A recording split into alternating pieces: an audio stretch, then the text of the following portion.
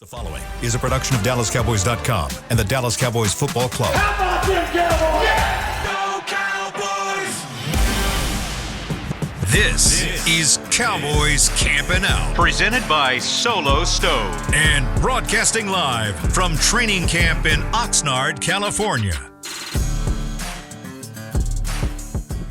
Hey there, Cowboys Nation. Welcome into Camping Out, presented by Solo Stove, the official fire pit of the Dallas Cowboys. And go ahead and check them out at solostove.com. We've got an awesome episode coming for you guys today. We got the wonderful Ambar Garcia, Nick Harris, myself, Nicole Hutchison, and Patrik No C Walker. Don't forget the No C. We got Josh Rodriguez. What y'all doing, man? How y'all doing? Training camp is here. We need some energy. Yeah, the energy. I need the energy. Before we went live? Yeah, that's what you want? Yeah, I need that same sure? energy. Absolutely, I need it. You're trying to get us fired. Yeah, Nick's behind camera, like, he's like, no. Yeah. Guys, lots to talk about. Only the first 3 days of training camp so far. But when you talk about the reports that have been out about Dak Prescott and CeeDee Lamb receiving offers recently for new contract extensions, what's y'all's thoughts on that? I'll start with you, Nick Harris. Yeah, so that's dominated the dialogue of training camp so far, right? Yeah. Like, it has had nothing to do with what is going on the field and everything to do about what's going on at the negotiation table. And I don't know. For me, this is an unintended pun, but where there's smoke, there's fire, even though Solo Stove, smokeless stove. I got you, man. I got you. But I think where there is smoke, there is fire when you're talking about these kinds of situations. Now, we could go back to a year ago with Zach Martin's holdout and kind of how that developed. We weren't really hearing about that this time last year. You know, it kind of felt like it was going to drag out and it was going to be something that lasted the entirety of camp, but also it was with the understanding that there was only about a week of heads up before we got out to camp that we knew that Zach was going to hold out. I think there was an understanding that CeeDee was going to hold out throughout the offseason if a deal wasn't done by camp. So for me, I think a deal with CeeDee gets done rather quick. I think it does. I've been telling just some people around that I think it gets done by the end of next week, but we'll see. I think at the end of the day, it's going to come down to length of the contract and guaranteed money. I think those are going to be the two things that maybe have as much holdup as possible. And then, you know, Jerry Jones and Stephen Jones said today to not rule out the fact that they could get Dak Prescott done before the season starts. Now, Dak has kind of passed that off into the hands of his representation and has kind of allowed them to make the offers and make the bulk of the negotiating. But it wouldn't surprise me if that gets done too. But I feel more confident in CeeDee. If I were to bet on it, though, I think Dak plays this year out. All right. Well, for me, I think that, you know, and I've said this on talking and just in other areas, I think it's a package deal. I think you have to look at it as a package deal between CeeDee Lamb and Dak Prescott. Obviously, CeeDee Lamb can be a wide receiver one anywhere in the league, but you saw what he was unable to do when Dak was not on the field. Production dipped a little bit versus when Dak Prescott is on the field. He's a first-team All-Pro. He's a record setter. He's one of the best to ever wear the number 88 for the Cowboys. So I think while you're working to get CeeDee done, that's why they're actively, simultaneously working to get Dak Prescott done. I think one comes with the other, which is why I'm not surprised that, you know, they let it be known today that Dak Prescott received a recent offer as well. Now, of course, it's no coincidence that time's up with Jordan Love's deal getting done, Tua, his deal getting done as well. I think enough leaves have fallen for Jerry and Stephen Jones to now they're saying, okay, well, this is the market. Here's where the bar is, and here's how we can negotiate these numbers. So I'm with Nick Harris. I think the CeeDee Lamb deal gets done fairly quickly. And prior to camp, I said I believe that it would get done and CeeDee Lamb would be in before the end of the second week. We're tracking for that. And it's possible now that Dak Prescott gets his deal done maybe next week as well. So we might have two blockbuster deals landed for the Cowboys in the second week of training camp. Might be fun next week. I'm thinking if it does linger, CeeDee is going to be ready either way. He can plug and play. It's not necessarily as dire as a situation as Zach Martin was coming into that training camp last year, where it was I feel like there was some desperation going on with the offensive line, making sure that it was set for week one. CeeDee's plug and play. In the meantime, we've even brought this up on Talking Cowboys, shouts to Talking Cowboys, that this gives an opportunity to a lot of the wide receivers that are behind CeeDee Lamb coming up to take that spot, take those reps. And we said it on Talking Cowboys. Terpy speed. Don't start that, man. This name? No, this is a solid nickname. No, we're not doing Verified. It's not solid. This is verified source. I'll give it to you, Josh. No. I'll give it to you. You agree with that? I'm just going to give it to him. No. I didn't say anything. I'm just saying I'm giving it to him. Kamante Turpin please change your handle at Turpy Speed. Oh He my will not. God. That's just us. I mean, I'm starting it now. Absolutely not. We're going with Turpy Speed. What about you, Amber? No. You don't Ask like him it? tomorrow. Ask him I if he told him approves. that. I said, yeah, go straight to the I'll go up source. to him. Okay. No, we're cool. Like, I saw him at Target. And I was like, Mr. Speed. Yeah, Mr. Speed. Mr. Speed. I actually didn't say word. No, I went up to him and I was like, hey, Cavante, I have this nickname. I think it's a really good idea. And he's like, get away from me. And I was like, okay. Yeah. That's kind of how it went. Not really, but. All right, Well, Ambar.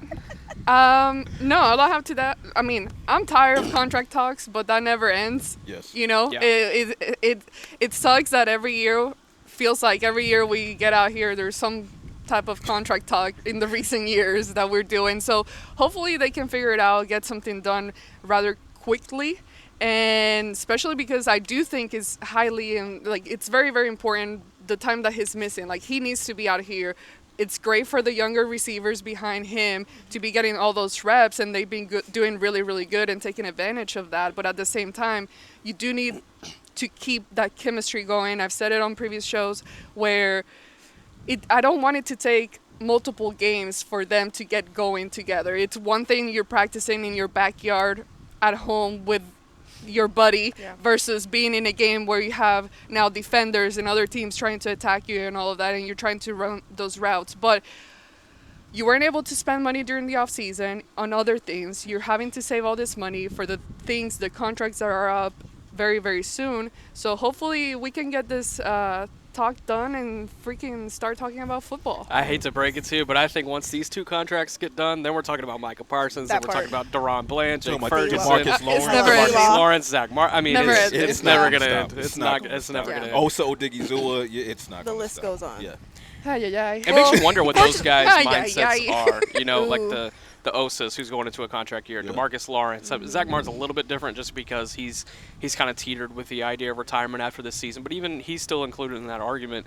There are 30 players on this roster right now going into the final year of their contract. I think the interesting thing will be, unlike players like CeeDee Lamb and the Dak Prescotts and the Micah Parsons of the world, as we have this conversation, obviously it could change over the course of the next 17 plus games, assuming the playoffs. A guy like Osa Odigizua, who will be one of the sought after guys if he were to hit free agency, but at the same time, as we have this conversation, he's not a market setter just yet, and that could work into the Cowboys' favor. So if they can get CeeDee Lamb and Dak Prescott done, which I think we agree they will, then Micah Parsons becomes at that time the only potential market setter, and everybody else becomes a bit of more of a welcome conversation where it's just like, because the Cowboys don't like setting the market. That's the holdup on a lot of their contracts. But that's why they were able to get a guy like Trayvon Diggs done early last summer because he didn't set the market. So that's kind of the conversation. But why is that? Why is it that the Cowboys do not like setting the market? Realistically. Who's got Jerry's number? Anybody got Jerry on speed dial? Hold on. Give me a second. Hold there on. you But go. there's so Call 'em. much added benefits to doing that too. I mean, like, Just get it done. Get it done. I mean, I got 5 on it. You know what I mean? Like, I'll $5? Can we throw in a solo 500? stove like as Wow. well? What's your 5? 5 million? 500? $5? I think he meant $5. See, okay. I think he See, meant $5. Josh is You stretching. don't know my financials. Josh is stretching the If dollar. I'm being honest. Josh is We stretching don't the do dollar. betting. And I mean, you say that about once they That's get these against the two. rule. No You have betting. Micah Parsons. There's probably no other market resetters, but you would have to think if Jake Ferguson has a year like he did last year, Yeah. ascending Right. even further. He's probably in that conversation. Deron Bland is probably going to be a guy. As early as 25, though, on Jake Ferguson. I think Jake Ferguson is a market setter conversation for 26, maybe. He would be going. He's got 2 years left on his deal. He does have 2. Yeah. So So you're next right, he'd be summer, coming due. that's Jake Ferguson, Deron Bland, Tyler Smith. And for the record, I do Like, believe it's gonna be tough. Jake Ferguson's going into an all-pro season. I think he comes. I up think with- so, too. Yeah, I think he becomes a top 3 tight end right there with George Kittle and Travis Kelce. So that's actually a great point. But it also goes to not just the fact that the Cowboys don't like setting the market, which I agree, and I'm on the record as saying this. I would be less concerned with setting a market that's going to be reset shortly thereafter anyway, because at most positions, especially the quarterback position, if you set the market, that's going to be couch change in like 5-6 months from now, if that. And the same goes for cornerbacks, because who's coming due? I think Surtain's coming due. Sauce is going to come due here. So I would worry less about setting the market and more so making sure that if I have a franchise talent, and especially if it's a generational talent like a Dak, a CeeDee, a Micah, you get those deals done and then you figure the rest of the roster out however you need to.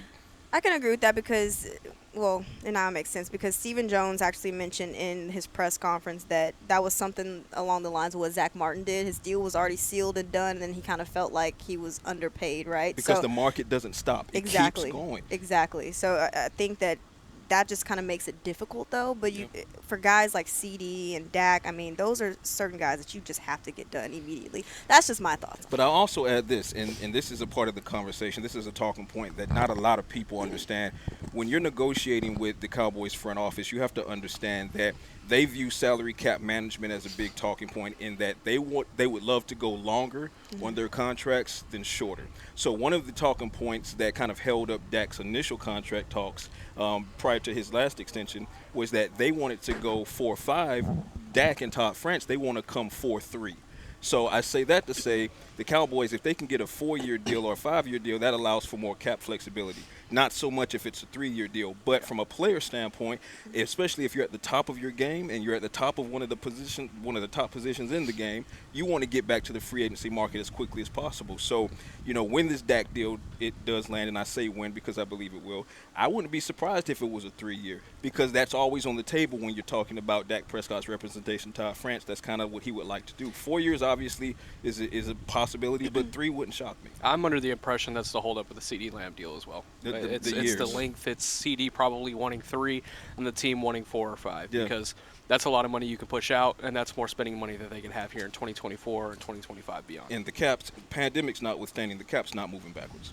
Well, what's interesting to me, more so we're talking about all these contracts for these guys. What's crazy to me is how these veterans are still young. Like, in my mind, we're like the young players have now become veterans, but then you got the younger players, and you have the Cowboys have betted so much. They're betting on all these young talent for all these younger players to hopefully show up this season, to not have such a great learning curve for this year. Because again, the problem has been when you pay Dak, and if you pay Dak, let's say that happens, even with the CeeDee deal and Micah behind him, what kind of money are you going to have left over to build the team around Dak? Is he going to give a team-friendly contract and all that? So it's going to be really interesting to see all the training camp battles happening here and how quickly this younger player, and it's so much pressure. I feel like there's so much pressure around everybody. Again, Mike Zimmer, he's coming in to figure out the defense. He's under 1 year. He has 1 year. Everybody on 1 year. It's the last ride. We have 1 year. Everybody's. I'm going to renegotiate next year. I'm going to hold out of camp. I'll tell Derek now.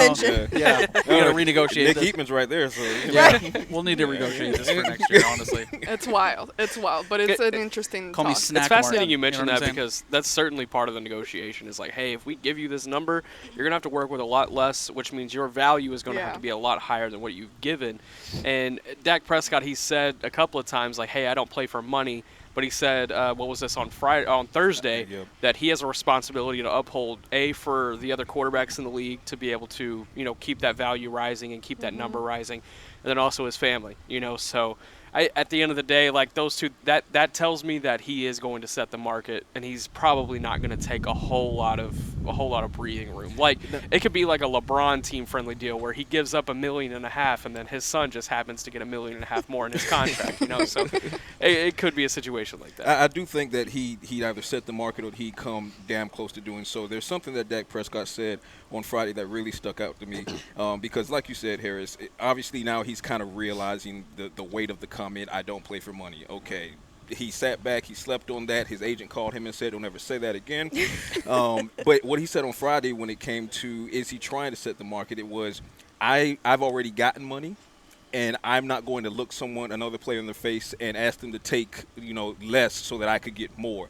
That tells me that Dak Prescott is willing to be flexible on maybe if he doesn't set the market, or maybe he sets the market by $1 million or something like that, a small amount, as opposed to trying to blow the roof off of the market. So I think that kind of mindset, and keeping in mind that the Cowboys, they and Dak Prescott agreed to reworking his deal earlier this offseason to free up, a few $1 million to try to help with a salary cap that they.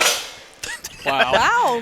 Speaking of LeBron, Look at how rugged the Solo Stove is, by the way. my bad. I Nice. just want My you to bad. I bad damaged It it, man. took My that. bad. It took He that. threw it in there. Took that. Like he's playing we Olympics might need an extra handball. Yeah, took it's that. Olympic season. I was like, ugh. But yeah, Dak Prescott, he's willing to be flexible, and I think that's another reason that both sides have always believed this deal will get done. Now, obviously, they both are kind of playing chess in the media, where they both said, Dak Prescott says, I want to be here, but I was looking at other quarterbacks in the league when I was younger, and they went to play for other teams. Okay, I get it. Jerry Jones is saying, I'm the biggest fan of Dak Prescott, the best leader ever. We want him in. I don't see a situation where he's not here. But there are times in my life when I've, not gotten what I wanted, and it turned out to work out for me, because had I gotten what I wanted, So it's like, okay. At the end of the day, I think the deal gets done because both want it done, and they're just playing the game. Can we go down that path just for giggles? Let's Yeah, go. go Like for it. if they do not have the money or the financials to bring back Dak Prescott this time next offseason, then what do you look at? Yeah, you're looking at the draft, so you're relying on a rookie quarterback at that sense with the weapons that you have on this team. Granted, the offensive line is still kind of building on that same sense, but it's not like there's going to be some big free agent, at the quarterback position that you'll be able to go out there and grab. And even if you do, you're spending a lot of money to get that. So I don't know. You would have to bank on maybe what you have here. Maybe if Trey Lance has a good preseason, if Cooper Rush maybe takes another step in some sense. But I really think at the end of the day, Dak Prescott has all of the leverage in the world. He'll be able to get the deal he wants at the end of the day. Cooper Rush is, and I have a lot of love for Cooper Rush, but Cooper Rush is what Cooper Rush is, which is he can come in and get you, 4 wins out of 5 games. As a and backup. One of the best backups in the league, bottom line. But Cooper Rush is not going to be, that risk taker that Dak Prescott is, and that means that he's not going to lead you to the number 1 offense in the league, because he's not going to take the shots that Dak Prescott is willing to take. And that's not a knock to Cooper Rush. That's just that's the archetype that he's in versus what Dak Prescott is. Dak Prescott he's more of a cerebral gunslinger. He's not full Brett Favre, but when the time comes, if he needs to pull that trigger, he'll pull that trigger, and it's either going to be a big play or it might be an interception. But, it's been less interception and more big play last year, which is why he was runner-up to MVP. Let me ask a question, and I know you guys – I know what your answer is going to be, but is anybody surprised we are currently sitting where we're at without signing Dak, without signing CeeDee, without signing Mike? Are we surprised that we are here now, right during training camp? Are we surprised that we haven't signed either of them? I'm going to say no.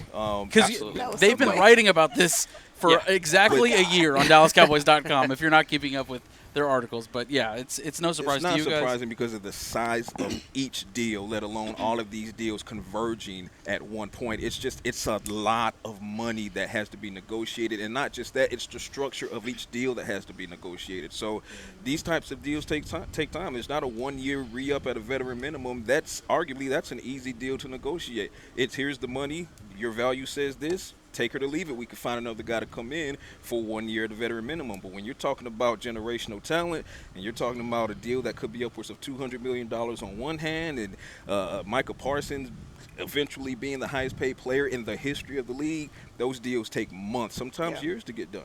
Well, hopefully over the next couple of days, we're talking about deals that have already gotten done, signed, delivered by CeeDee Lamb and Dak Prescott. But Ambar kind of mentioned this a little bit earlier when she said that it's up to now the younger guys, right? When you talk about some of the younger guys, like maybe a Jalen Brooks in terms of wide receiver room and Jalen Tolbert, do y'all see a world where Jalen Brooks wins that wide receiver 3 role over Jalen Tolbert? Yeah, this is shaping up to be incredibly fascinating, right? With these Jalens, technically. And then also Tyron Billy Johnson has had a really good strong start to camp. He's a guy that I wouldn't say necessarily came out of nowhere, because if you were watching last preseason, he was making some plays in those preseason games, especially against the Raiders game is the one that jumps out to me. But yeah, this receiver crew that they have here in Oxnard, it's been able to do the job and then some, and they just added 2 receiver bodies to that room today, and Kelvin Harmon, formerly of the DC Defenders of the UFL, and then Deontay Burnett, formerly of the Arlington Renegades of the UFL. So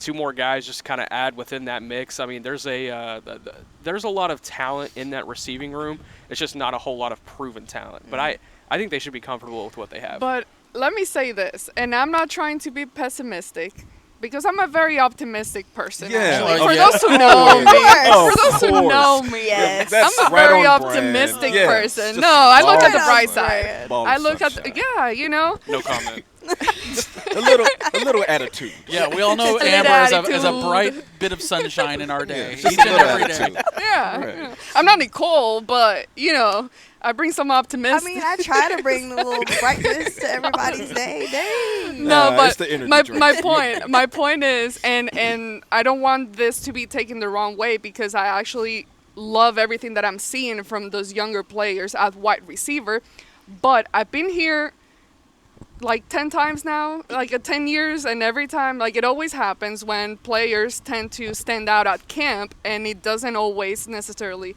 translates into the season. So again, I'm just trying to take it slow down before getting way too excited. I absolutely love everything they're showing at this very moment, but we got to remember that we got to wait for those preseason games, see how they actually look, and wait to see at the start of the season how it actually plays out, because I've seen it personally way too often where you do see players like that, specifically wide receivers, stand out at training camp, and then it just kind of slowly starts fading away. Yeah, 100%. I was going to say, Wiley giggle over here. Because a couple of names immediately came to mind, and I was just kind of giggling a little bit. But, I mean, hell, the Pats even haven't even come on yet. So, yeah, I'm with you. I'm with you 100%. Right. And I believe that definitely applies to a guy like Jalen Cropper, David Durden as he comes back from injury, and some of the young guys, Tyron Billy Johnson. But when you talk about like a Jalen Brooks, for example, Jalen Brooks was one of the standouts from last year's camp. But when given the opportunity, or I should say, and when given the opportunities during the regular season, albeit limited capacity, he took advantage of those. Every snap he took. Yeah, every single snap. You didn't see a drop. You saw an instant. And very few of those come along. Yes, you saw instant chemistry between him and Dak Prescott. You saw trust from Dak to make the throws that he was making to Jalen Brooks that maybe he probably, most quarterbacks would think and say, hey, this is a Especially rookie to a rookie. 7th-round pick. I Yep. don't know you like that. So he was making those throws, and then Jalen Brooks was rewarding him. So what you're saying is 100% accurate when it comes to the others. But when it comes to like Jalen Brooks, Kevontae Turpin, who got more involved. And Jalen Tolbert, he did so good last year. When we're talking about what I call the law firm of Jalen, you'd be like, Dylan. But when it comes to those three guys, two of those guys aren't necessarily proven, but they've proven in season games that they can definitely take the step and be the wide receiver 3. The rest, like Ambar said, we need to see how it shakes out in preseason games, and then hopefully if they can make the active roster, then that's really when they're going to be tested. But even those guys, they're going to have to do a lot of work on special teams to help earn their way onto the active roster. Well, yeah, because the wide receiver 3 is already taken up by guess Turpy, who? Turpy, Speed. Turpy, Speed. Bro, this guy. So who are your 5 I'm receivers flexing. on the roster? Here we go. Yeah, let's go. For me? Yeah. Okay, let's see. Oh my goodness. Can I carry 6? Wait, can we pause real quick? Can we get a s'more or something? That's why I'm here.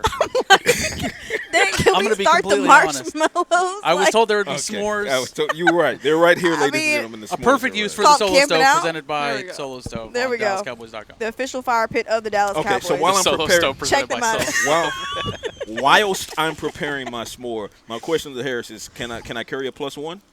Yes, because Turpin is your plus. Right, so Turpin's that's your my +1. Okay, Yeah. so if Turpin's my +1, I'm going CD, Sorry, who? Turbo Terp. That's Okay. better. Turbo Terp. No, Definitely not better. at all. Ladies and gentlemen, you be the judge. Turbo Terp Or Turpy, or Turpy, Turpy Speed. Does he get to have a say on this? Or Tay Money. Tay Money. Okay. We got 3 options now. Hey, money. I'm going CeeDee Lamb, Brandon Cooks, Jalen Tolbert, Jalen Brooks, Kevontae Turpin, and Wait, say that one more time. okay, from I'm the top. sorry. One more From the top. You see, the s'more got you It hypnotized. did. That's what happened to me last year, and it didn't end well. It did not. So CeeDee Lamb, Here, let me toss CeeDee that Lamb, Brandon Cooks, No, the Jalen fire's Tolbert, good. Okay. Jalen Brooks, Kevontae Turpin, and my 6th. I gotta keep the rookie on. I gotta give Ryan Flanoy a chance. I gotta give him a chance. He's a draft pick. You don't want to immediately risk him to waivers or anything like that. And he's a freak athlete. So that's my 6. Who you got? Who do you got? Yeah, I would probably have the same crew. With the caveat that Flanoy, which we have found out here at training camp, that it is pronounced Flanoy, Yeah, not silent Flournoy. R. Yeah, shout out to Flanoy. Kyle Yeomans. He got Flanoy. that ball rolling. I think if you're not taking Flanoy, if injury kind of catches up to him and he probably needs a year on the practice squad and you think you can retain him, then I think Tyron Billy Johnson might be that sixth guy. Okay. I mean, you look at the length that he has, the speed that he has. He's a guy that can play on the outside. He has the experience. You look at all the receivers on the roster, he is third in career total yardage. So, like, he has the reps, he has the experience. I think that would probably be the guy that is competing as much as possible with Flanoy. Ambar, who you got? Everybody's got to put their 5 or 6 on the table. I don't do that this early. No, Josh, no, who you no. got? I mean, that's impossible. I mean, I just want to see more It's not Jalen impossible. Brooks. I want to see more Jalen Brooks. Well, no, at We're this point sickos. you're just throwing out names. Yeah, I you guess know? we're sick. We're not just throwing out names. We gave Pretty much. justification. Pretty much. This is that ball of sunshine she was. yeah. I'm exactly. so optimistic. Hey, it's called age and wisdom. I know what I've learned through the She years. said 10 years in Oxnard. Right. She said, get that right. Look at the receipts. I think it's just. It's called experience. I think it's just It's called called I've age. been hit in the face too many times. Oh. Oh boy. She's Don't you learned do her it. lesson, she said, I in didn't say summary. anything. I think it's just called age. Oh my. I didn't say anything. I didn't. You have to bite that. by Ay, the ay, way. ay, otra vez. Oh, she went Spanish. I'm done. Whenever she accidentally switches over to Somos, you just have to leave that be. You're Yeah. stupid. No, you gotta come you know, back. Somos Amber is actually a lot nicer. You know what I I mean? believe that. Yeah, she's I like believe she's Somos like a Amber. Like when she's around she Carlos. actually is a and- ray of sunshine on Somos Yeah, when Cowboys. she's around Yeah. Carlos, And then but she when got she's the break around and us, she's- Hey, it's ¿Cómo se dice ray of sunshine in español? Rayo de luz. There we Rayo go. de luz. Rayo de Yep. Look at me. she even said that softly. Yeah. Get out of here. Exactly. Rayo de luz. Her dark side comes out when the English comes out. Okay. I don't be see it. seeing this rough side of Ambar. I don't get that. Clean Stop it up. Thank you. Stop it. Thank you. Stop being the neutral host. Get off the Right. fence. Kyle. You and I both know. Oh, that's crazy. Kyle. You know Kyle's watching. I know he is. What's up, Kyle? How you doing? Hey, She Kyle. is as rugged as the Solo Stove presented by Solo Stove at DallasCowboys.com. Look at this more. It's perfect. See, Patrick? What? Can you pass the little Why'd you sticky call stick? me out? Why'd you call me out? Sticky stick. Turbo. Nick, turbo I think turbo you need speed. to add another. Yeah, it might be break time here pretty That's all right. soon. Here, no, go ahead. Go ahead. All right, No, You that's go that's first. on you. That's on You you. can go I don't first. need marshmallows, so that's on y'all. You Okay, need to add that's right. another Yeah. log. You're right. He's right. Y'all, what's impressed y'all about John Stevens so far through the first 3 days? Honestly, number one, and this goes back to just seeing him for the first time in minicamp and OTAs. And Nick Harris and I had a conversation with him today. It's the added weight that he put on, but it's the type of weight that he put on. So he specified today that he put on 12 pounds. But I love the fact that he had a plan coming into this offseason, said he spoke with the nutritionist and the training staff and Britt Brown, and his goal was to add weight, but he wanted it to be lean muscle, which would allow him to improve on his blocking skills because he's a former receiver turned tight end, so catching the ball and making plays downfield is not going to be an issue for him. But he needed to improve his mass so he can be a better blocker to help the Cowboys' run game when he's placed in line as a blocker. But he didn't want to just bulk up because then he might lose speed and quickness as far as being able to, go downfield. So I love that part of it. And the mentality, the mental part of the game, as far as coming back from a torn ACL, he looks to be in good spirits. He's moving well. Doesn't look like he's favoring that knee as far as overthinking it and not trusting it. So I think he's going to get back to impressing everybody in his second training camp. I just want everyone to acknowledge that Nicole is being a consummate professional. I want everybody to acknowledge Well, that I did very I'm well struggling. completing my professional point. He did. Whilst all of this was going on, crying. something might have left. Look at It the was tears. because I was really struggling. Look at the tears. Sorry, y'all. My bad. She couldn't get a marshmallow on a stick, guys. Really, I was struggling. I was really struggling. But no, go ahead, Nick. Yeah, I think it's going to be really interesting to see how he has developed over the year mentally because I think that's going to be the biggest thing for him and being able to make that transition to tight end as an inline blocker. And that was kind of a lot of our conversation with him, Patrik. Yeah. I think him trying to take oh, my goodness. Oh, you're about to – okay, hurry up. All right, come Hurry on. up. Come on. Hurry up. Okay. Whoa. Fire Marshal Bill. Yeah, no kidding. I got me worried a Let little me bit. tell you something. We're about to go on a permanent break. Watch out. But I think I think if he can kind of marry this new added weight, this new added frame that he has with his skill set, and he can find some knacks at the point of attack in the run game, he's going to find a spot on this roster. I think with this tight end room, it's crazy because this time a year ago, we were worried about who was going to be the starter and much less who was going to fill out the roster. Yeah. On fire. Now you have all of these other young guys who are really they've shown that they can they've shown that they can be either a receiving threat or a guy that can get after it at the point of attack. They need a little bit more from from the guys who are trying to block in the run game. But I think if they can kind of figure that out here in the preseason, they're going to find a pretty good group of tight ends. You got to tip your cap to Coach Linda Wells and that room, absolutely. and that room 100%, because they've all treated it really well. And it also kind of makes you wonder about what do you do with Peyton Hendershot, because this is a guy who you obviously expected to come in this year. And so far, I haven't seen much in training camp so far. It's still a little early, but It's been up in the it's been up in the air. And when you talk about, in pass pro and things like that, there were a couple of plays in practice yesterday where you just see him really struggling. And obviously that's very important to this tight end room and the way that they run their offense. But I'm going to be really excited to see like that battle with John Stevens, Peyton Hendershot, and how that kind of Brevin Spanford, all those guys. I mean, that tight end room is deep, guys, really deep. And Ambar? Luke Schoonmaker, I mean, he's a guy that, even though last year he struggled with a couple of injuries, he's a guy that he puts in the work. And actually somebody asked me today out in the crowd, one of the fans, he's like, oh, is there anybody out here that gives you that Sean Lee vibe, the type of dedication? Yeah. And immediately the guy that I think about is Luke Schoonmaker, because he does put in that extra work. You see him put in it even last year. So I think he hopefully has that jump this year where he gets the ability and the opportunity to just have more chances on being on the field and just what do you say this contributing more on offense. So I think that's another guy to keep an eye on this year. He just needs confidence. The thing is with Schoonmaker is he just needs to remain healthy. Right, Absolutely. Because he had the plantar fasciitis issue that held him out of training camp last year, and then as a rookie without a training camp, of course that's going to set you up for a slow start and kind of a tough season. But then this offseason he has the hamstring issue, right? But thankfully he's on the field. He wasn't placed on the PUP list. I've already seen him making some plays. But with Schoonmaker, once he as long as he continues to remain healthy, for him, then it's about establishing himself as a pass catcher versus simply an elite blocker, which is at Michigan, he was an elite blocker. Did you melt the chocolate? Mm-mm. Okay, you shook ones. How is he going to melt it? What do you mean? Just hold it over. And burn my No. We'll talk about it.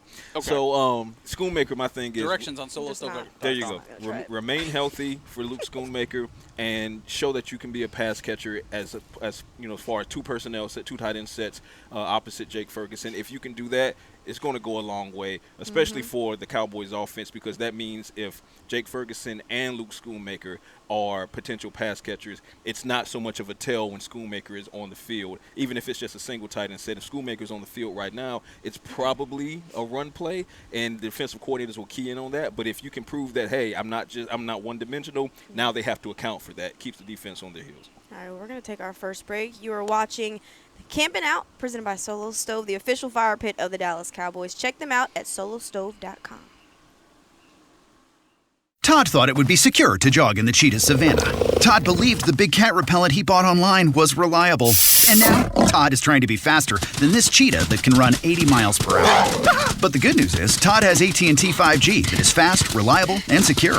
And he learned the best thing to do is stop running and toss her the backpack with the beef stew. AT&T 5G. Fast, reliable, secure. 5G requires compatible plan and device. 5G may not be available in your area. See att.com/5G for you for details. If you're looking for fresh American roasted coffee that gives back, you need to head to your local grocery store and pick up a bag of Black Rifle coffee. That's right, America's coffee is now available in the coffee aisle of a grocery store near you. Black Rifle Coffee Company is veteran-founded with a mission to give back to those brave men and women who have served our nation. Every bag, box, or can you purchase helps support that mission. Head to your local grocery store and roast yourself some Black Rifle coffee today. They say champions are remembered, but legends are never forgotten. United Ag & Turf offers a winning lineup of John Deere equipment built to tackle any challenge on and off the field. Legendary John Deere tractors, combines, residential mowers, commercial mowers, compact construction equipment, Gator utility vehicles, and a full line of golf and sports turf equipment.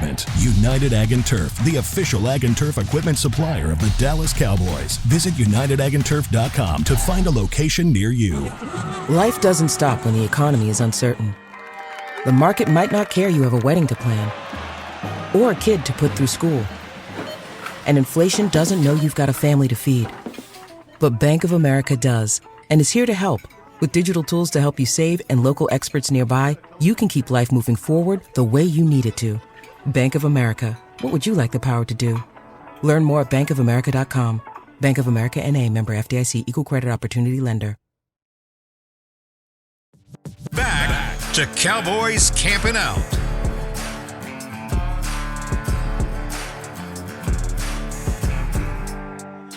Cowboys Nation 2024 Dallas Cowboys Training Camp presented by American Airlines is here. Head to sunny Oxnard, California from July 25th through August 21st to watch the team practice. Admission is free. Come see us. For more information, visit DallasCowboys.com/training camp. You can meet Josh Rodriguez and his marshmallow prong thing he has there for our solo stove. Presented by Solo Stove. Presented by Solo everything Stove. down. Hey, I appreciate this, Ambar. DallasCowboys.com. Thank you. Thank you. Teamwork. That's what they need to do out here is some teamwork. Ooh, nice segue. Welcome back into Camping Out, y'all. Let's go ahead and make sure we shout out Solo Stove. Wait, oh no, Josh already did that, but I'm going to remind y'all again. Solo Stove is the official fire pit of the Dallas Cowboys. Go to solostove.com. Oh, there was a fire happening over here. It's like you scared me. Hey, you weren't trying to eat that anyway. I'm like, how am I going to turn? Right. You listen to him on how to get advice on s'mores. Well, first of all, what we're not going to do. That's where you first messed up. Can what we we're get not a gonna zoom do- on this? This is, wow. How do you come for me, but you That's protect like charcoal. Ambar? I thought you were going to be the impartial host. I didn't protect You nobody. protecting Ambar, but you coming for me. Listen. No, show the camera. Show the camera. Yeah, get out Yeah, of look at my beautiful s'more that I have here. concocted. See, mission Yes. accomplished. All right. Melted chocolate. Eat the whole Boom. thing right It now. smells One bite. awful. Go ahead, Nicole. Go. Go ahead, do it. We got to see one bite. Okay. One of us. The whole thing. The whole It thing. smells burnt. Oh, that graham cracker's toast, bro. I don't know why you would listen to Patrik. It's See that burnt. We It's have to- burnt we have- perfectly and evenly, thanks Listen, to the Solo we Stove. have to focus because Derek is over there. You got to give us your Keith Lee review. The principal's in the classroom. Keep We got to the focus. review. I'm gonna be like, yeah. Let's try it. It's like a 6 out of 10. 6 out of 10. It's because of the chocolate. And the but Solo Stove we're is a all 10 right. out of 10. Yeah. Brought to you by Dallas Cowboys. Yeah, absolutely. 100%. DallasCowboys.com. So, Thank you, Solo Stove. solostove.com. I'm good. I'm good. All right, y'all. We good. We're here. We're good. We're here with We're it. here in Oxnard, California. Yes, We we are. are. There's something beautiful about that. The weather's great. We're sorry to everybody in Texas. Did Derek but just we're leave? better than you. He got his s'more and left. No, We Derek's are right from there. there. That's Derek. Right there. From there. But we're here. What do you mean we better than Which you? makes, which That's makes us You're better in a way. In a way. All right, way. y'all. Let's lock in. This is great. Are Great you little talking plan. down to Texas? No, I just said that we're better than the people that are watching because we're in Oxnard, California. Oh. Because of the weather. We're in a better situation. Hey, just because you started being on a podcast now, you gotta be humble, okay? We're not better than anybody. Our listeners are equal as us, okay? We respect our listeners. Let me remind you, Tone Ray it of, down just Ray because of you're Sunshine, now on Talking Amber Cowboys. Garcia. Hello. Stay All grounded. I know is the Solo Stove might be free of smoke, but Ambar Garcia is bringing all Hey, the smoke. we gotta keep people on the ground and I'm humble. appalled. Stay humble, okay? Ooh, Oh my she didn't goodness. Kendrick you, did She did. She oh, did. man, he not like us. I'm appalled at funny. this behavior. Okay, This That's is funny. not like let's y'all. cook. Actually, it's okay. Never It mind. is Go like ahead. y'all. Let's cook. All right, guys. Mozzie Smith. Yeah. We talked about the Oh, offensive yeah, side of the ball. absolutely. Now we got Okay, to who defense. was he fighting with? Fighting? Did anybody see this? No. Nobody saw this. No. Who he was beefing with? It was not very under the radar. I was gonna say, I didn't not see that. today. You gotta give It was details now. yesterday. So yesterday, they do the whole thing, and then they take off the helmets, and then they go back in and do a few more things. Right at the end, helmets off and everything. I didn't know who it was with, but Offensive player? all I saw was defense. So, Okay. but it had to be somebody on offense because that's the one thing that That's makes how it sense. goes, right. So he was like extremely upset, and like he was about to throw some hands, but then I saw everybody like from defense come in and like huddle and calm him down, and then Sam Williams came in and he's like, hey, let's hug it out, Sam Williams? Sam Williams. He's Come on. Was Kumbaya? with a big smile on his face. He's like, let's all hug it out. Come on. Sam? Yes. But nobody, I keep asking people, nobody seems to have seen this happen. But you know what? I didn't like see I that. like to hear that I like to hear that Mozzie has that fire coming into year 2 because there is a lot of pressure on this young man to deliver in year 2. He doesn't have the luxury of learning behind and rotating with Jonathan Hankins anymore. He has a lot of expectations from Mike Zimmer coming in year 1, so it's Mozzie's second year and it's his second defensive coordinator. Yeah. He lost weight, a lot of weight last year. He had to put the weight back on, and now he's going to have to get back to playing Michigan-style football, eating up double teams, being that definitive nose tackle. His weight looks phenomenal. I think that he is, in fact, like Mike McCarthy said, I think he's very close to whatever that goal weight was. If I had to speculate, I'd say it's 320. I think he's right there. He definitely looks over 300. But more than that, there were questions about, not inside the building, but from a lot of the fans. When he lost the weight, did he lose some of his power? That power that we saw day 1, day 2, it's there in spades. But today what I saw, and you were standing right next to me when I was taking that footage, make sure you at Voice of the Star, shameless plug, I got the video there in slow motion. His get off the on promo. I got to, right? Hit like and follow and retweet. Right? I got that. Oh, that's very IG. He's doing the. That's very IG of you. And Make sure to go follow N Hutchison TV on Twitter too. By the way, since we doing promos. Nick, you want to Nick Harris. I just want to hear your point. That's all. That's Josh all. W. Rodriguez. Like, dang. Wow. But his get off on the snap was the quickest I've seen thus far. And I'm talking about the totality of his film from last year. I've not seen Mozzie get off the ball this quick. Clearly, he's been working with Zonina, and he's been working with Greg Ellis. He's been working with Mike Zimmer. So not only is the weight there and the power is still there, his record-setting power from Michigan, but his get off is right there. There was a four-man down set. It was Sam Williams on the right edge, right? Also Digizua. Mozzie was the one tech, and then to his left was rookie second-round pick Marshawn Nealon.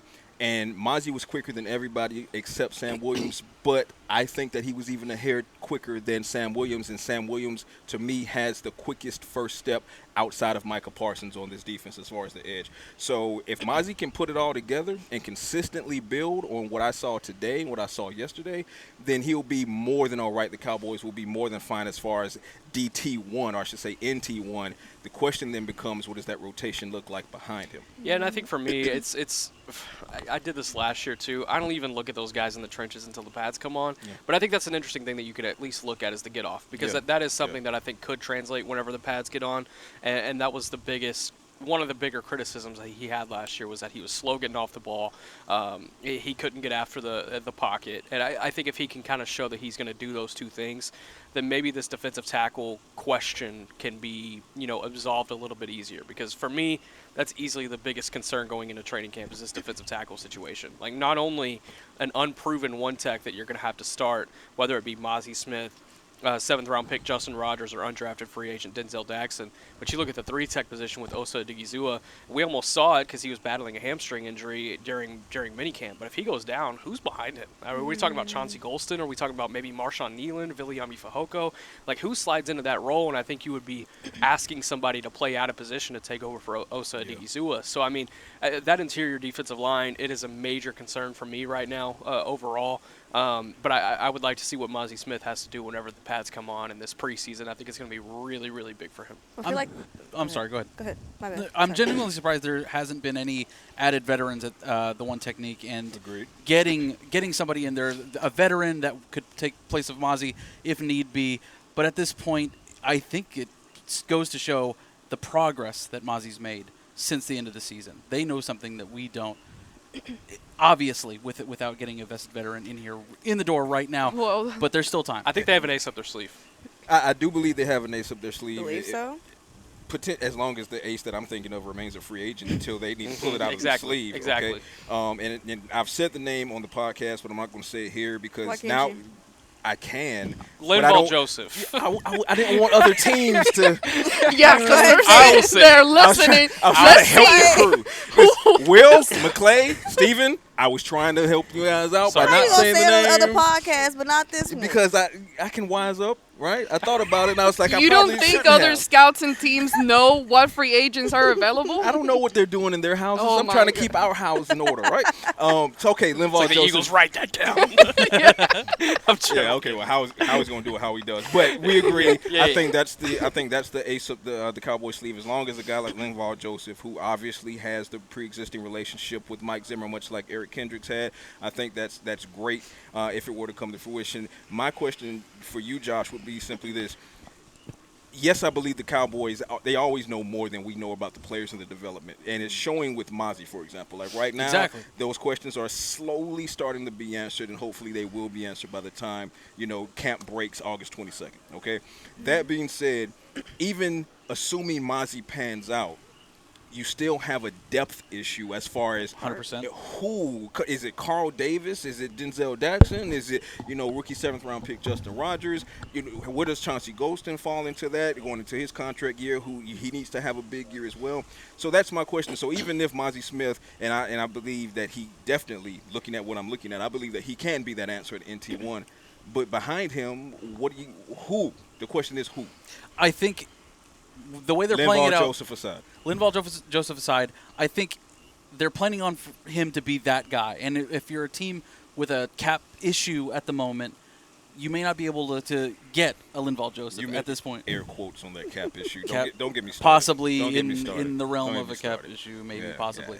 But that's what I think. I think after camp they'll know exactly where Mozzie's at once he's in pads, once he's on the field.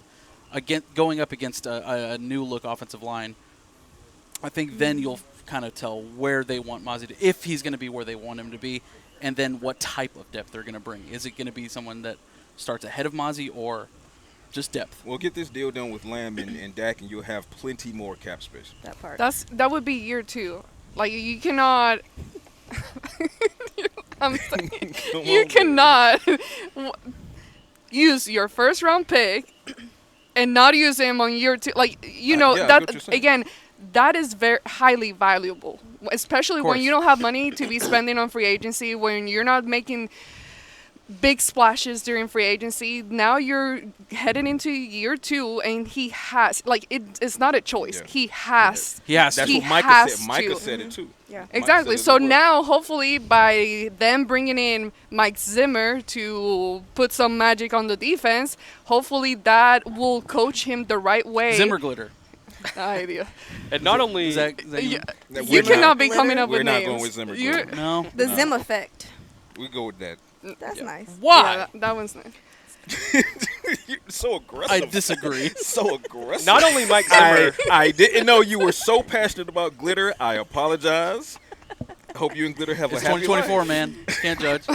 Look who's talking. Those cupcakes at the start with glitter. Patrik will be eating them and have glitter all over his face. No shame. That's I'm like, wash your face before you go home, and your wife sees you all the glitter everywhere. The glitter's not from the cupcakes. That's aura. So let's just get that right. Oh my goodness.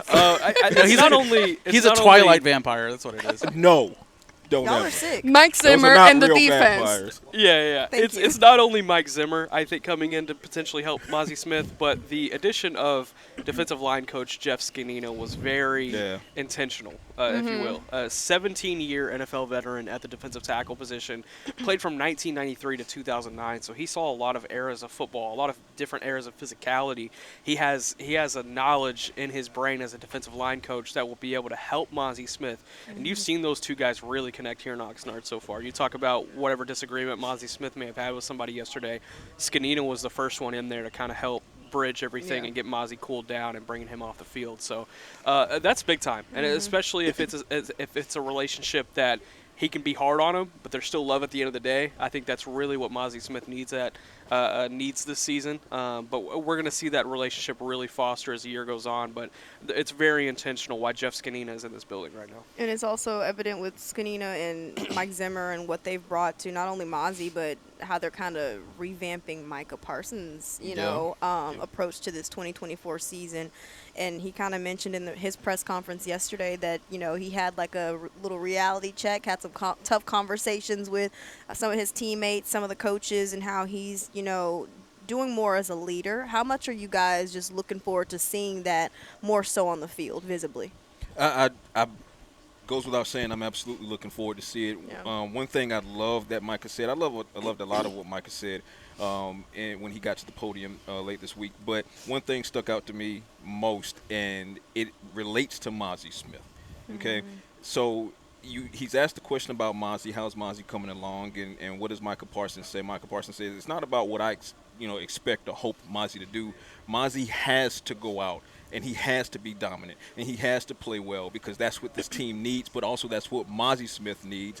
And then he immediately segued to, and I've been working with him, and I've been helping to make sure that his confidence stays high and reassuring him that is what a team player looks like. That is what a leader of the defense looks like. And as long as that continues, Micah Parsons and this defense will continue on the right trajectory, especially under somebody like Mike Zimmer.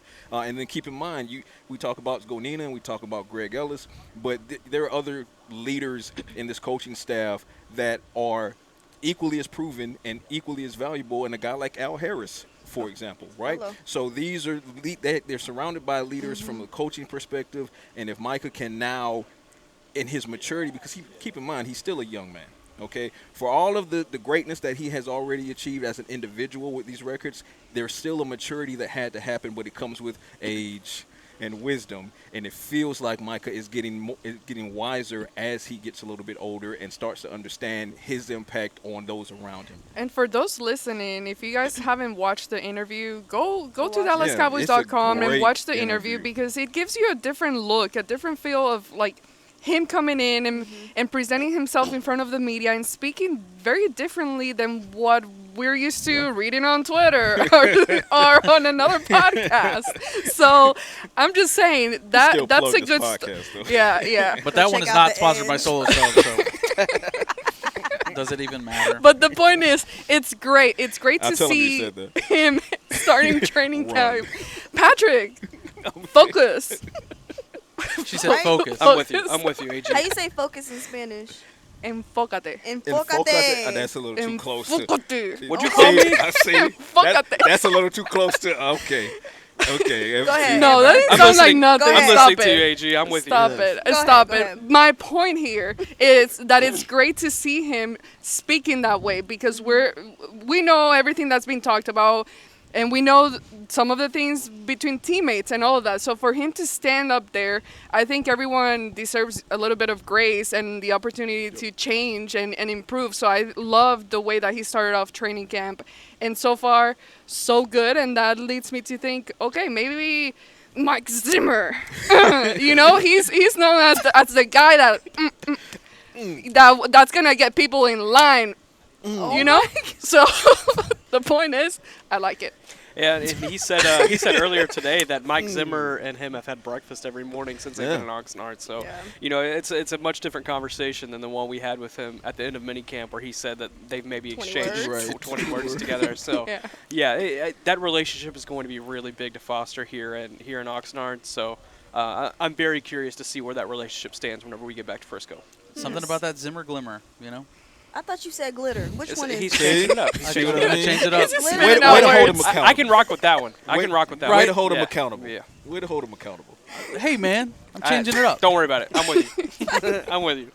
I'm with you. Guys, so far, when you talk about Micah and the way that Mike Zimmer will probably be using him more of like either an edge rusher, but off ball, maybe on the defensive line, does that kind of create opportunities for maybe like a Marshawn Kneeland to fight and battle more for that opportunity with defensive end against Sam Williams? And realistically, do y'all think that maybe Marshawn Kneeland could beat out Sam Williams for more snaps? Yeah, you take Micah Parsons out of this equation, and you look at the fact that they lost Dorrance Armstrong, who is a guy that matches Marshawn Kneeland's skill set in a lot of ways, and Dante Fowler Jr., who was a very situational pass rusher that was really important for them over the course of the last 3 seasons.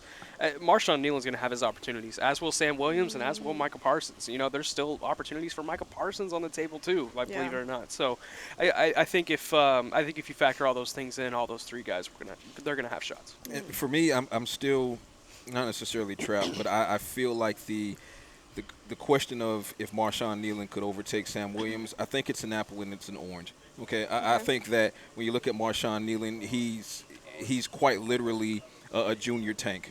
Okay, he is elite at run defense. Yep. Now, Tank is obviously better at pass rush, but Tank is also a Pro Bowler who's been in the league a while, so he's perfected those moves, and that's something that Marshawn Nealon would need to do with his hand movements and techniques and learn better how to rush the passer.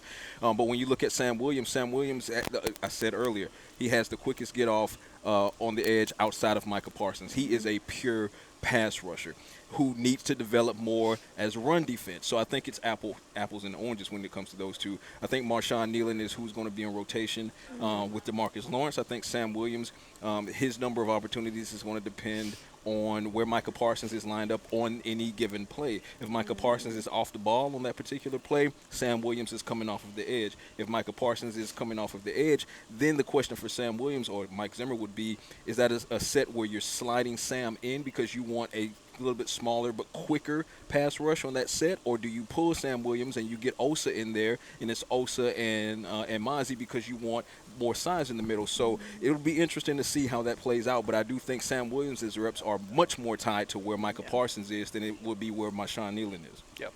We've talked about on Talking Cowboys that there is a That's definite a chance.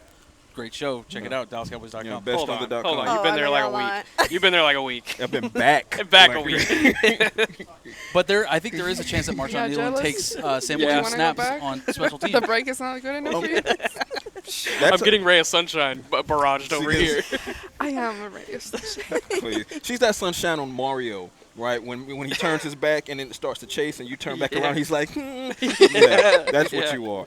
But you actually know make what a great – Josh makes a great point. Special teams is going to play largely on this as well. Sam Williams, who's been getting a chunk of special teams plays since he's come into the league, but at the same time, he's been drawing flags and he's got to do away with those penalties. Marshawn Nealon, he's a rookie. Obviously, he's going to be tasked with playing on special teams as well. So Marshawn Nealon more on special teams, that's a great point. If Marshawn Nealon is starting to take the bulk of those, then in that respect, I could see Sam Williams being scaled back from special teams, which then saves him more so for defense. See, I see Sam as a very competitive guy. Not that all of them are not. They all are. But when you talk about Sam is different. The tweet, free me. After they won. After a win. Yeah. My point is, similar to with Micah, Nealon right? coming in, I think that maybe creates a new type of fire and drive and in him to want to do more. Like, my thing with him, and I've been a Sam Williams supporter. Absolutely. I really like him. I really, really like him, but he does need to find that focus and just play a cleaner game. I think he gets too much, you talk about the flags, and that's the problem that he's had since he's gotten here. So I think if I had to say this early, my thought or what I feel is that he will have a much better year than last year. Like, I feel like he's going to show that growth this year, and he's going to take a step forward. I agree. And number one, he's in fantastic spirits, and he's motivated, and he's easily one of the most competitive guys out there. But like we're all saying, it's a matter of honing in that discipline. The first thing comes to my mind is versus Buffalo. In Buffalo, the kick. Right, the punt, that can't happen, right? So those types of mistakes, if he can delete those and just kind of hone in and take advantage of the fact that he's going to get more opportunities with Dorrance Armstrong being gone, Dante Fowler being gone, I think this most certainly is an opportunity for Sam to have a breakout season. I want to throw a little razzle-dazzle in there, or like spice things up. Glimmer, glitter, razzle dazzle. Some hot takes. Okay. Who will be the best? I don't like that one. She had it ready to go. I did. It's not live. I don't like that one. I don't like that one. Show herself It's not live. Yeah, it's not live. Don't worry about it. I like that one. Not at all. It's not live presented by Solo Stove. Who on the defensive side will have the most successful season? I guess that's kind of broad, define though. success. I'll say Breakthrough? Can we say breakthrough? breakthrough season. Yeah, let's go there. Great Yeah, I question, like that Nicole. one. I like that one. That was a really good one. You nailed it. Teamwork. It's actually Teamwork. It turned out to be interesting. Nick's question. Because you look at it, you look at last year, and Deron Bland is your guy, right? I don't think you find a guy who has a similar impact that Deron had last year, obviously, but A historic impact, yeah. Probably. exactly. I'm gonna go with Marshawn Nealon. I think there's an opportunity for him to really replace what Dorrance Armstrong vacated.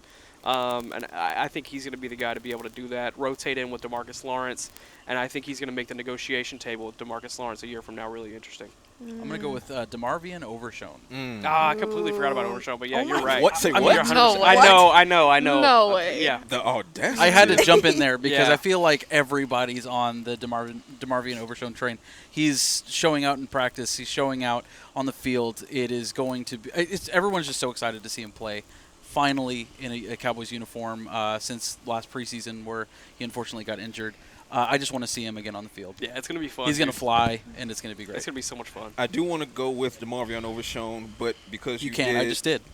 Were you listening? Well, actually, I can do what I want because I'm a grown man. But Presented by Solo Stove. Oh my I'm a grown man that's presented by Solo Stoves. I'm going to go with Sam Williams. I'm going to stick with what we just talked about. I believe that because Sam Williams will have many more opportunities in the absence of Dorrance Armstrong and Dante Fowler, and you talk about the not only the mental aptitude for the game and the motor and the physical gifts and the competitiveness, it feels different this training camp for Sam Williams. It feels like he really believes that he's going to be unleashed, and that's because he is going to be unleashed, and I think he's just going to take advantage of that. Am I saying this could be a 10-sack season for Sam Williams? I think the presence of Micah makes that difficult, but I do feel like this could be a 7 or 8-sack season, and even that would be a breakout year for Sam Williams. I mean, sure, steal from me. I mean, that's what I said earlier. But go right ahead. Are you calling me a thief? Pretty much. I mean, isn't that the definition of stealing? Oh my basically? Wow. Well, actually, that's not Ambar, the definition of steal. see, I was defending you earlier. Yeah, steal is I'm low key like, dang. no, that's not. Because steal is a verb, but that's okay. No, I'm kidding. Go And ahead. thief is a noun. Oh, I'm sorry. So- English is my second language. So We did it at the same time. She's on one No, tonight. no, we did it at the She same is. really time. on one tonight. We did it at the same time. really That's is. nice. That's nice. Ray of Sunshine, Amber Garcia. She said that about herself about So Sam 10 minutes Williams. ago. Ray of Sunshine. Sam no, Williams. I'm really trying to think of somebody else. Was it you or you, Patrik, Nick or Patrik, that mentioned Osa just Yeah, being a guy Osa. that would step kind of was down? I was like, The guy you were just attacking. that came into my head. I'm like, that's my guy. Like, I love That makes Osa, sense. and I feel like he can have kind of very impactful season and fight his way through and actually be very productive on the field. I mean, I'm a fan of his, and we got to remember also Trevon Diggs coming back. Obviously, breakthrough is kind of that's Yeah, hard for for that guy. Historic. Yeah, but he's also a guy that I'm curious to see how he comes back when he starts playing. What this year is gonna look like for him, because Will he be at the same level he was? Exactly. We've seen that when injured players come back, they take a while. It takes a while. So we'll see. Who's yours? I do like the Osa. One real quick point Go on ahead. Osa. For those that haven't necessarily paid attention to Osa's trajectory, Osa has exponentially improved year over year. He has. And if that continues, and there's no reason why that should continue, that means this year should be exponentially better than last year, which was a breakout season in and of itself. So while I don't necessarily know if Sam Williams can get 10 sacks because of the presence of Micah, there's not much stopping Osa from getting a 10-sack season. And to consider doing that from a 3-tech is insane, but he has the talent to do that. I'm going with Mozzie. And I'm only going with Mozzie because I got a chance to, sit down one-on-one with him this offseason, and he has a chip on his shoulder just because of the criticism that he faced last season. Yep. Coming in, first-round pick and only having 13 tackles in 2023, losing that weight like you had mentioned, Patrik. And, now I feel like he's more confident in this Mike Zimmer defense. And I think that he's truly going to live up to everybody's expectations that they have for him in 2023, and I'm excited to see it. Offensive side of the ball, who is going to have a breakthrough season? Go ahead and say the nickname. Oh, my goodness. We're not stopping with him. Ambar, you go first. we not doing it. Nope. Ambar. What was it? Turpy? What? Turpy, speed, sir. Coin it. I've trademarked it, and I'll give it to him. I don't think he's going to He's take not it. gonna take it. For not a gonna take that. substantial amount of money, I will let him have the copyright. Finder's fee. Hold on. Let me think. I'll You got go. one Jalen already? Tolbert. Jalen Tolbert. I think this is his year to really. He's got the number 1. He's got the visor. He's stepping up into a wide receiver 3 role. He's confident. You see the confidence from Dak Prescott too. The very first day of camp, they had that back shoulder throw that Dak Prescott is not. He's not making that throw a year ago today. He's not even making that throw in December. So I think the confidence is really, really building with Jalen Tolbert. I think he's going to have a year. He has roughly 280 career receiving yards. I think he doubles that this year. I think he pushes 600. I think he's going to have a really good year. The answer is Big Biscuit. It's Jake Ferguson. I love it. Yeah, this is Jake Ferguson. I think this is a year where, well, first of all, let me qualify it this way. Dak is a tight end whisperer. Okay, whether it was he learned how to connect with his tight end in the Jason Witten era, he helped make Dalton Schultz don't you do it. He helped make Dalton Schultz relevant, right? And now here comes Jake Ferguson, who has infinitely more of a skill set than Dalton Schultz did, and he showed it.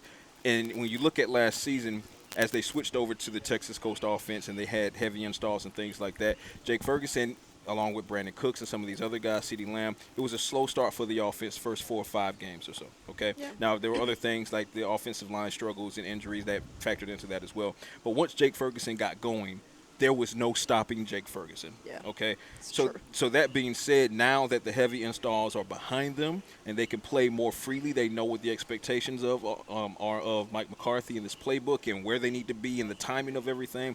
Jake Ferguson, I believe by the end of this year, he is most certainly in the top 3.